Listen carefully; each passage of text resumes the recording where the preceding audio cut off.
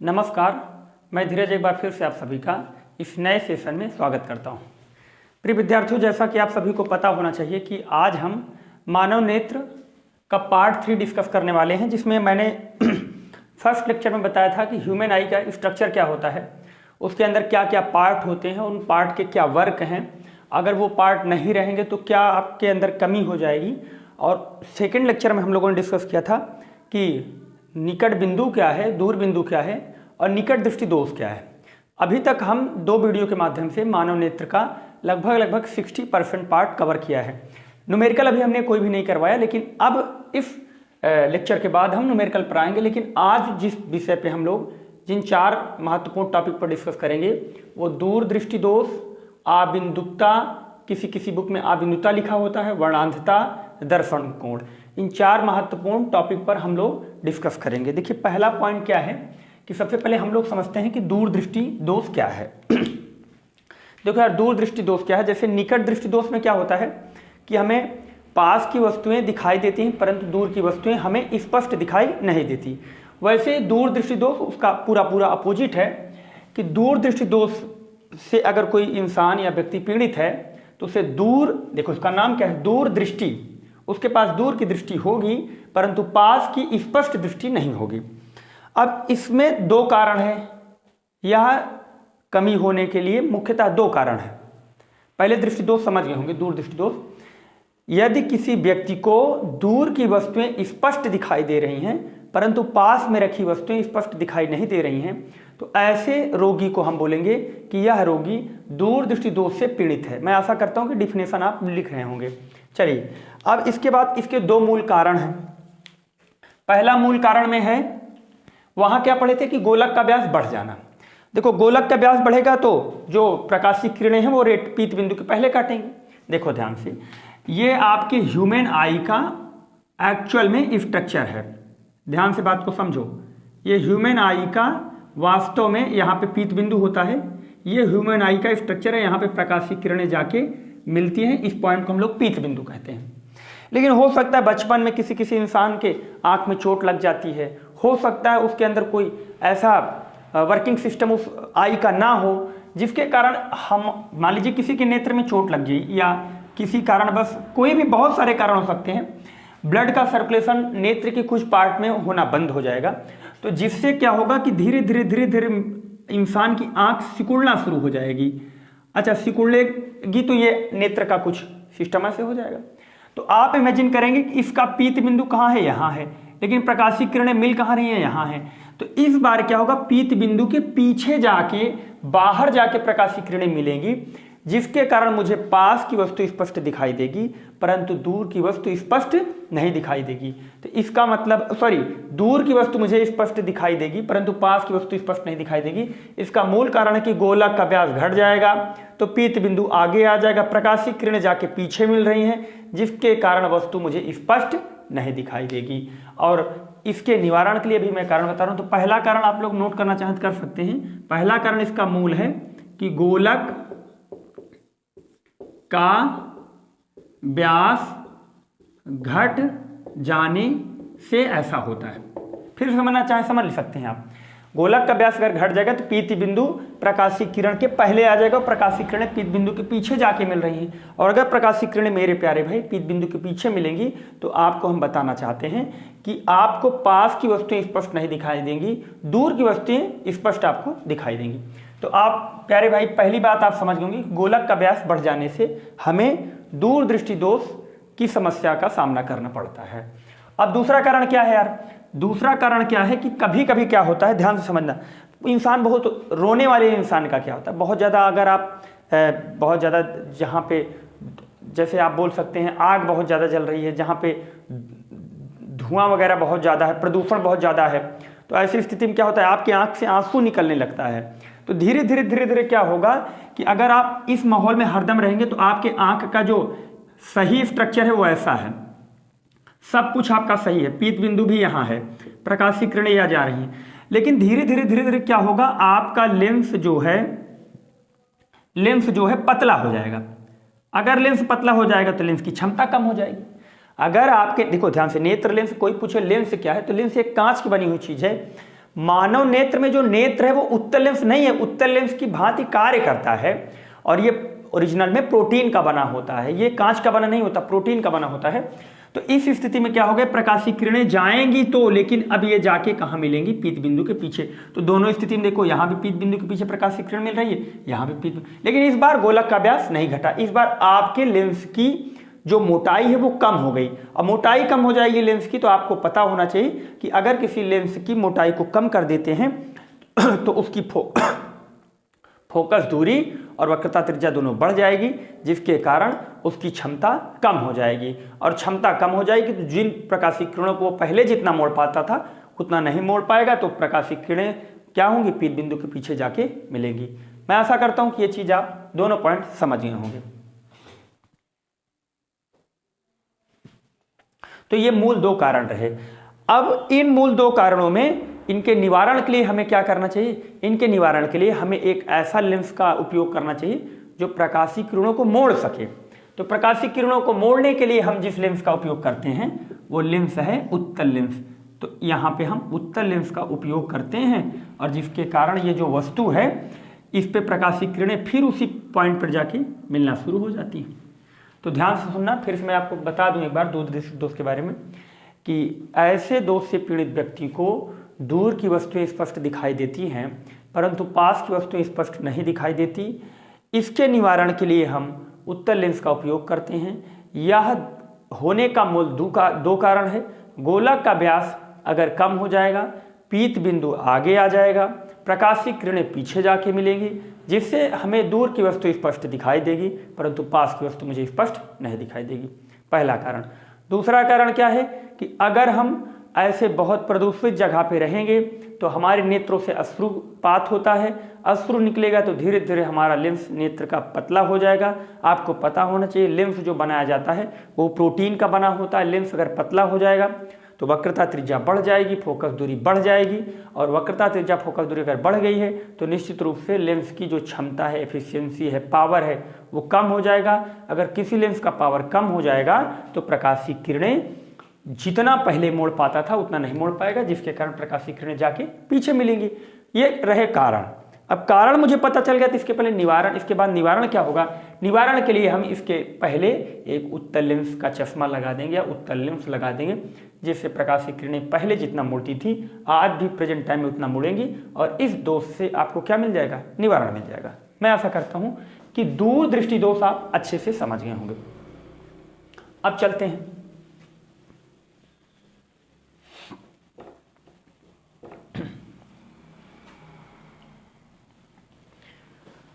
अब देखिए मेरे प्यारे भाई, आबिंदुकता क्या है। देखो यार, किसी किसी बुक में आबिंदुकता बोलता है, किसी किसी बुक में आबिंदुता बोल देता है, बात दोनों एक ही है। आबिंदुकता आबिंदुता क्या होता है, देखो ध्यान से। इस रोग से पीड़ित व्यक्ति को क्या, पहले एक चीज समझो, ये रोग होता क्यों है। तो देखो, ये हमारे नेत्र लेंस का एक स्ट्रक्चर हम क्रिएट कर रहे हैं। इस स्ट्रक्चर में हम बोल सकते हैं कि यहाँ पे मेरा क्या है, यार एक मिनट, स्ट्रक्चर थोड़ा सही से बनाएं। देखो इसका स्ट्रक्चर हम सही से बना रहे हैं। देखो ये मानव नेत्र हमारा होता है और यहां पे है पीत बिंदु,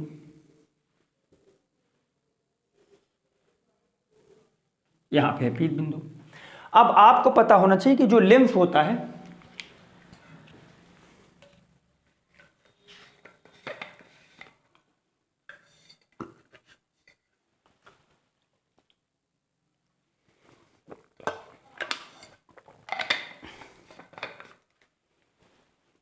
देखो ध्यान से समझो, जो ये पीत बिंदु, ध्यान सुनना, ये लेंस है आपका। अब लेंस में क्या होता है, देखो ध्यान से, ये लेंस ऐसे बनता है तो इसका एक पृष्ठ वलयकार, इसका दूसरा पृष्ठ वलयकार। ध्यान सुनना, लेंस क्या है, लेंस ऐसा पारदर्शी माध्यम होता है जिसका दोनों पृष्ठ वलयकार होगा, वक्राकार होगा, और या तो एक पृष्ठ वक्राकार होगा दूसरा समतल होगा। लेकिन उत्तल लेंस की बात करें तो दोनों पृष्ठ क्या होंगे, वक्राकार होंगे। ये भी एक वृत्त से किसी काट के निकाला गया होगा, इमेजिन कर रहे हैं, ये भी किसी एक वृत्त से काट के निकाला होगा। तो इस वाले वृत्त को हम R1 बोल देते हैं, इस वृत्त को हम R2 बोलते हैं, किसी को R1 R2 बोल सकते हो, सपोज दैट। लेकिन हो सकता है कि किसी कारण बस आपका ये तो बरकरार रहे, लेकिन ये धीरे धीरे धीरे धीरे धीरे कम होना शुरू हो जाए। तो दो, अभी तक लेंस पतला होगा दोनों तरफ से, लेकिन इस बार एक तरफ से पतला होगा।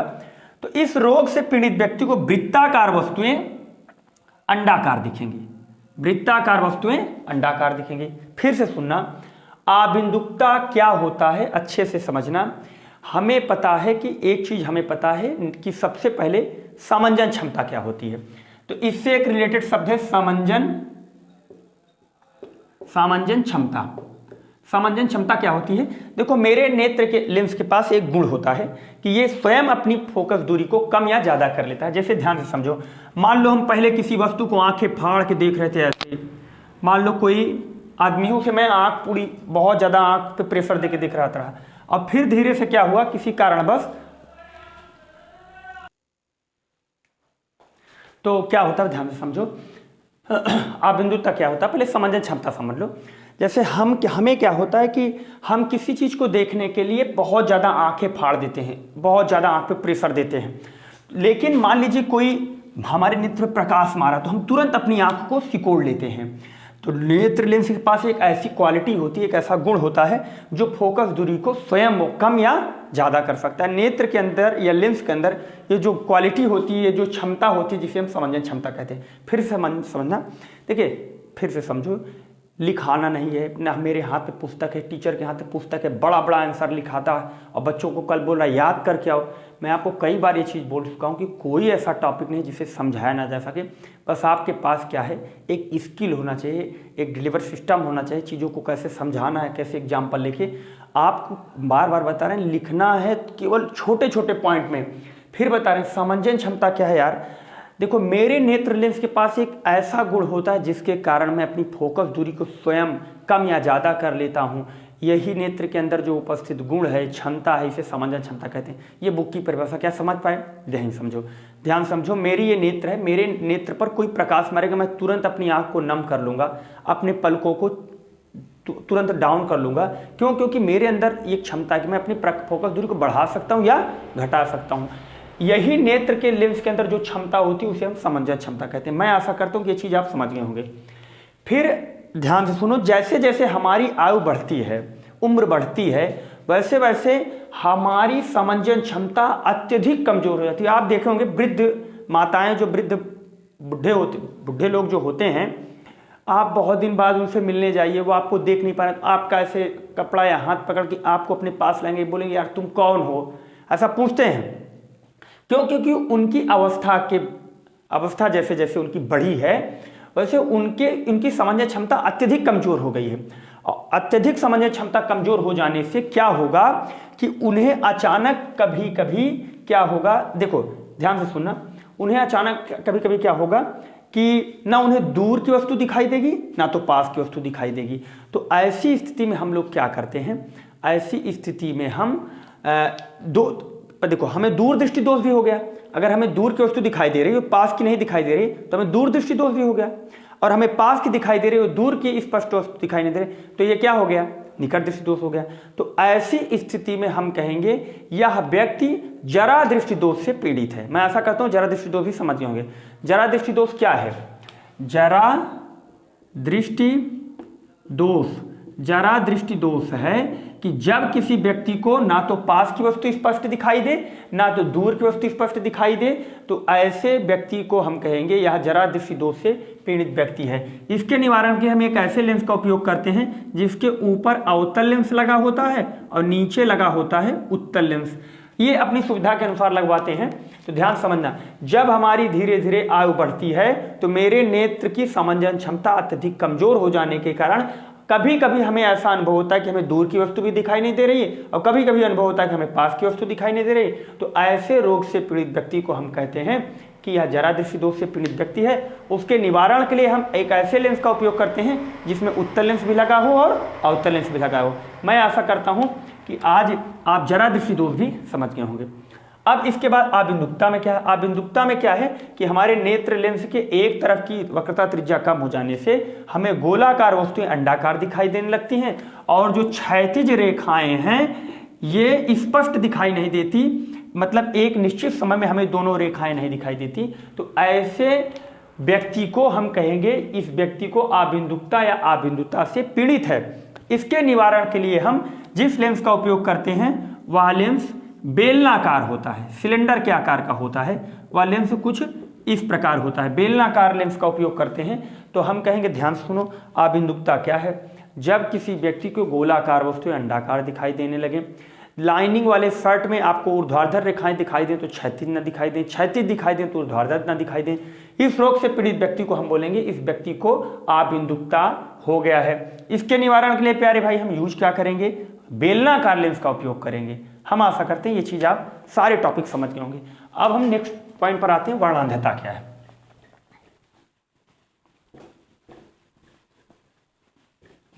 देखो यार, वर्णांधता क्या है, ध्यान से सुनना। इसे कलर ब्लाइंडिंग बोलते हैं। वर्णांधता देखो ध्यान से समझना, ये क्या होता है? अनुवांशिक लक्षण है, अनुवांशिक रोग है। ध्यान से, जब हमें कलर में स्पष्टता नजर ना आए कि हरा है कि लाल है, कि लाल है कि हरा है। जब किसी व्यक्ति को, देखो 12th के सिलेबस में नहीं है ना, 11th के सिलेबस में है ना, 10th के सिलेबस में है, मैं आशा करूं बुक में नहीं है। वर्णांधता अगर समझना चाहते हो तो आप इतना याद रखिए कि जब किसी इंसान को कलर में स्पष्टता, रंगों में भिन्नता नजर नहीं आती, भिन्नता नहीं कर पाता, तो ऐसे व्यक्ति को हम कहेंगे इस व्यक्ति को वर्णांधता हो गया है। अब ध्यान से सुनना, ये एक अनुवांशिक रोग है। अगर आपके माता जी को है तो आपके माता जी के 1-2 पुत्र या पुत्री जो भी हैं उनमें से सबको नहीं या किसी एक को हो सकता है, एक संभावना है, जरूरी नहीं हो ही जाए। तो वर्णांधता क्या है? इस रोग से पीड़ित व्यक्ति को रंगों में स्पष्टता नहीं कर पाता, रंगों की स्पष्टता निर्धारित नहीं कर पाता। और इसलिए हम एक चीज और, रेलवे डिपार्टमेंट में आपको कोई जॉब नहीं मिल सकती। रेलवे डिपार्टमेंट में वर्णांधता से पीड़ित अगर आप हैं तो रेलवे और एयरफोर्स में विशेष तौर पे कोई जॉब नहीं है। क्यों? पूरा सिग्नल का वर्क है। आपको लाल झंडी दिखाना है, आप रंग नहीं पहचान पा रहे, हरी झंडी दिखा देंगे।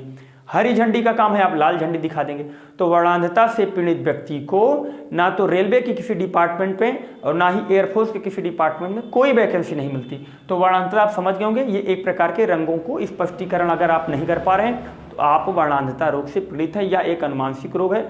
अनुवांशिक रोग मतलब ये पीढ़ी दर पीढ़ी चलता है। मैं आशा करता हूँ वर्णांधता भी समझ गए होंगे। अब हम आशा करते हैं दर्शन कोण। दर्शन कोण को हम लोग इंग्लिश में विजुअल एंगल बोलते हैं। देखो दर्शन कोण क्या होता है? जैसे मान लो कि यहां पे कोई इंसान है, ठीक, इसे हम लोग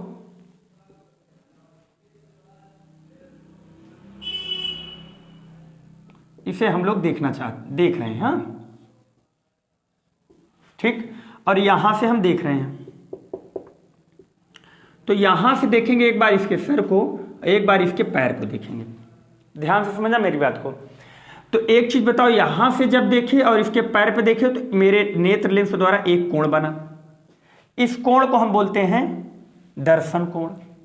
ध्यान से सुनना, जब किसी h ऊंचाई वाली वस्तु को, मान लीजिए इसकी ऊंचाई कितनी है h, और यहां से कितनी दूर है x दूरी पर है, तो हम बोल सकते हैं कि जब किसी ऊंची वस्तु को हम उस वस्तु के एक बार शिखर को देखें और उस वस्तु के एक बार आधार या पाद को देखें तो मेरे नेत्र लेंस द्वारा बनाया गया कोण दर्शन कोण कहलाता है, विजुअल एंगल कहलाता है। अगर हम इसका डेरिवेशन करें तो अगर यहां से हम लगाएं tan थीटा बराबर, तो आप जानते हैं लंब बटे आधार h/x, तो हम आशा करते हैं कि अगर यहां से थीटा बराबर निकालेंगे तो आप बोलेंगे tan इनवर्स h/x। तो फिर से समझो दर्शन कोण क्या है? जब किसी ऊंची वस्तु को हम देखते हैं, यदि हम उसके शिखर पर देखें और उसके पाद पर देखें या आधार पर देखें तो मेरे नेत्र लेंस द्वारा बनाया गया कोण क्या है? दर्शन कोण होता है। मैं आशा करता हूं दर्शन कोण समझो। क्या है दर्शन कोण? या ऊंचाई की वस्तु को अगर एक बार उसके शिखर पर देखें और उसके पाद पर देखें, मेरे नेत्र द्वारा आंतरिक कोण ही दर्शन कोण कहलाता है। Representation of visual angle theta, tan theta बराबर लंब बटा आधार यानी h/x। अब हम एक चीज देखते हैं, यह अत्यंत छोटा होने के कारण हम बोल सकते हैं थीटा बराबर h/x। अगर h अत्यधिक छोटा है, बहुत ज्यादा छोटा है, तो हम कहेंगे h is directly proportional to theta. तो फिर थीटा भी आपका क्या हो जाएगा? अत्यधिक छोटा हो जाएगा। तो इसका मतलब है कि अगर कोई चीज बहुत छोटी है, अत्यधिक छोटी है, तो मेरा दर्शन कोण अत्यधिक छोटा हो जाएगा। तो इसके निवारण के लिए हम एक यंत्र का उपयोग करते हैं। एक यंत्र का उपयोग करते हैं जिसे बोला जाता है माइक्रोस्कोप। माइक्रोस्कोप यानी सूक्ष्मदर्शी यंत्र। सूक्ष्मदर्शी यंत्र का काम क्या है कि बहुत अत्यधिक छोटी वस्तु को बड़ा करके स्पष्ट दिखाता है। इसके क्या मतलब है फिर समझो। जब कोई वस्तु अत्यधिक छोटी होती है तो उसका दर्शन कोण बहुत छोटा होता है और उसको हम बड़ा करके स्पष्ट देखने के लिए एक यंत्र का उपयोग करते हैं जिसे माइक्रोस्कोप या सूक्ष्मदर्शी यंत्र बोलते हैं। यह यंत्र क्या करता है, उस वस्तु को हमें बड़ा करके और स्पष्ट दिखाता है। अगर वस्तु बड़ी होगी तो हमारा दर्शन कोण बड़ा होगा, पहली चीज। अब दूसरा पॉइंट इसमें क्या हो सकता है, हम बोल सकते हैं कि theta indirectly proportional to x, यानी अगर यक्स बहुत बड़ा होगा तो थीटा बहुत छोटा होगा। इसका मतलब क्या है, अगर हमसे वस्तु बहुत दूरी पर है, ध्यान से समझना, हमसे वस्तु अगर अत्यधिक दूरी पर है, बहुत ज्यादा दूरी पर है, तो ऐसी स्थिति में मेरा आपका दर्शन कोण अत्यधिक छोटा होगा। तो उसके निवारण के, भाई दूर वस्तु है उसको पास में देखना है, तो उसके निवारण के लिए हम जिस यंत्र का उपयोग करते हैं वह दूरदर्शी यंत्र होता है। दूरदर्शी यंत्र क्या करेगा, आपके दर्शन कोण का मान बढ़ा देगा। सूक्ष्मदर्शी यंत्र क्या करेगा, ये भी दर्शन कोण का मान बढ़ा देगा। बट फर्क क्या है कि अगर यहाँ ऊंचाई बहुत छोटी है तो हम क्या करेंगे, सूक्ष्मदर्शी यंत्र का उपयोग करेंगे।